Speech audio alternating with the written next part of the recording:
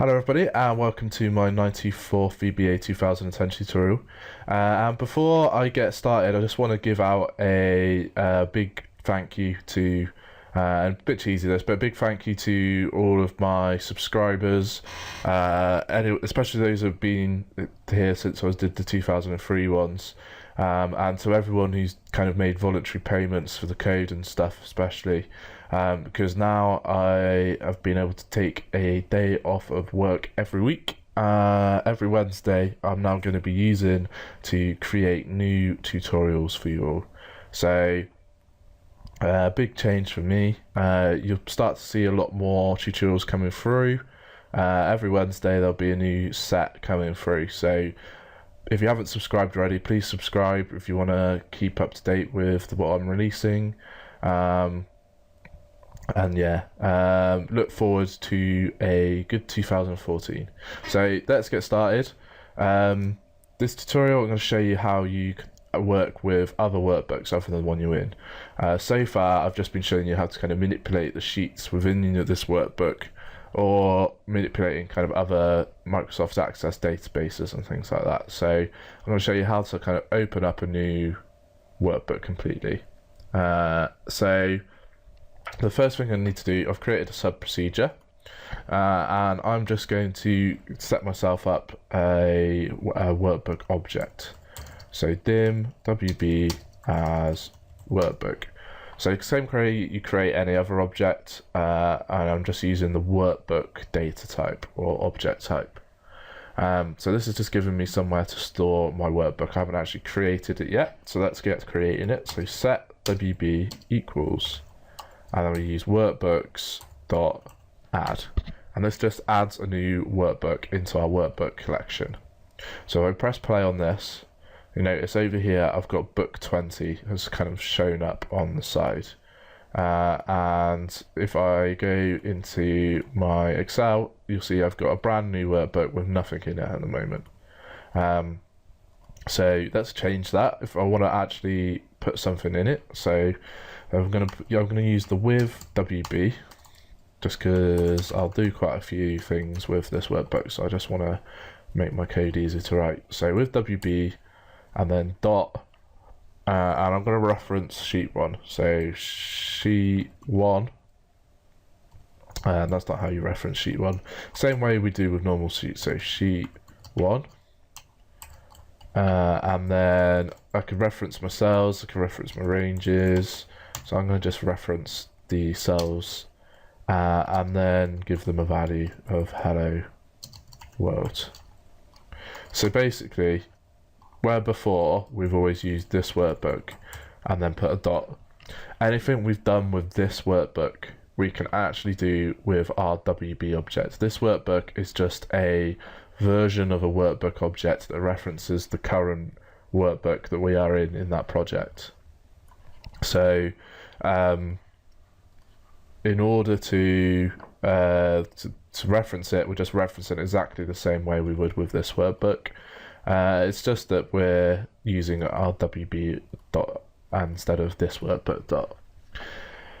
So that's going to open up a new workbook and put something in it. So let's press play, and it's giving me a new workbook called book 21.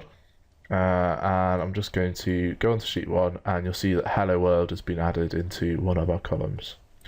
We can do whatever code we want. We can loop through cells. We can take stuff from this workbook and put it in there, and we can do all sorts with that. So just bear in mind that whatever you can do with normal workbook sheets and things, you can do with your new workbook object. I'm then going to save this workbook down. So let's do dot save as, and that just gives us a save as. Notice that there's a big long list of things in here, so it's worth just having a look through these and just checking some of them out and seeing what they do, because there's a lot of stuff that you can do with these, but I'm not going to be able to go through all of them, so I'm just going to show you a few things you can do. If you've got any questions about any of them, then drop them in the comments. And then so save as, and then we just need to pass it a file name parameter. So I'm going to call it my new workbook. I'm not going to call it my new workbook.xls or anything like that, because the Excel is going to work it out for me, what file extension it needs. So let's press play on this, and it's not going to work because I haven't put speech marks around my new workbook, so it thinks it's a variable that's empty. So let's press play again, and it's created book 23, and then it's done my new workbook.xlsx. And if I go into this and view objects, you'll notice it's got the hello world on it. You might be wondering where it's saved. So I'm in tutorial 94 here in my file, so it's just saved it in the same file with that my new workbook name. Note that because we've done save as, we can't do it again whilst this workbook's open. So if I try and press play again, it's going to say application or object defined, because you can't have two workbooks open with the same name. So what I'm going to do is just at the end of my code put close, and let's just close down some of my books because I've got too many open now. Book 12, don't save. My new book, book 21, book 20, there we go. And so now when we press play, it's going to come up with this because it already exists, which is useful, better that than its errors. So I'm going to say yes and replace it, and then it's going to close it down for me.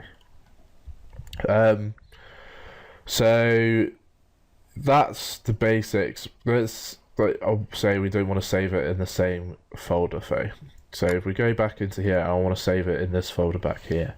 So we copy our file path, and then we put it in here with a backslash, and we put in our full file path instead of just the name of what we want to call the workbook. And I press play, and then if we go back into here, and then you'll notice it's created a new one in this specific file path rather than creating it in our examples folder. And let's say we want to go in the opposite direction and we want to go to a further subfolder. What we can do for this, instead of just copying in our line here, we can put in the subfolder we want, so for backslash folder, and then use the this workbook dot path and an ampersand. And what that's going to do is the this workbook dot path method is going to provide us with the kind of path of the workbook we're in, and then we're going to add on slash folder slash my new workbook. So when I press play on this, it's going to create it, and then it's going to be in my new folder. So that's very useful for if you're sending it to someone else, because it will just create it in a kind of new directory. Note that if the directory doesn't exist, that is going to cause you an error, so make sure your directories exist. But yeah, so that's how you manipulate other workbooks. That's going to be it for this tutorial. In the next tutorial, I'll show you how to do similar things, but by opening up a workbook that currently exists. So thanks for listening, and I hope to catch you soon.